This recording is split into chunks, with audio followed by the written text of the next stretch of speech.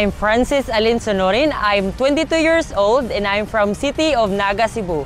I'm a freelance makeup artist and I'm also a freelance singer here in Cebu. So, bali, nalaman ko po yung audition ng KWC sa kaibigan ko po. Sinabi niya po sa akin na sumali kami at mag-audition po sa SM Cebu. Nag-audition po ako para maipakita ang talento ko, hindi lang sa Cebu kundi sa buong mundo. Ang dream ko po as a singer is yung makakanta po internationally at nationally po at makakompete po sa iba't ibang mga singer, magagaling na singer sa buong mundo.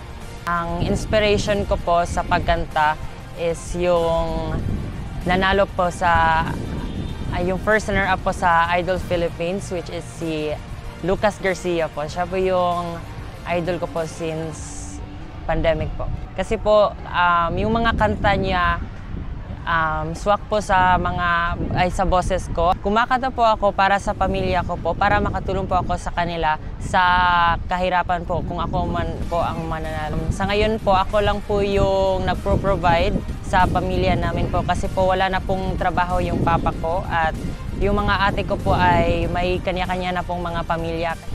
Bilang isang mang-aawit po, nagbibigay po ito ng kasayahan sa pamilya ko po dahil yung mama ko po ay dating kumakanta din po, kaso lang na namatay na po siya nung bata pa lang po ako. Kaya ngayon, ako yung nagpapatuloy sa mga pangarap niya po.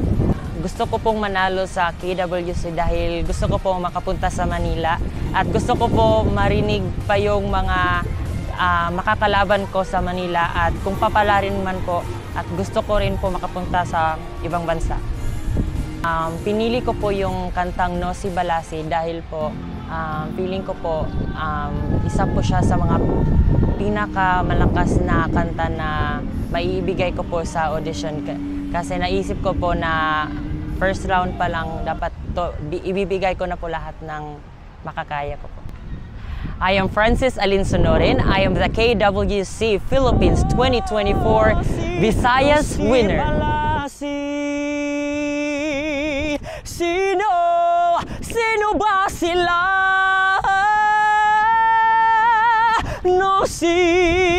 No si Balasi.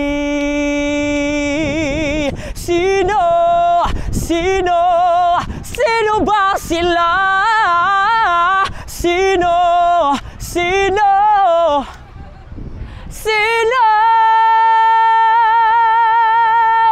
Sino ba sila?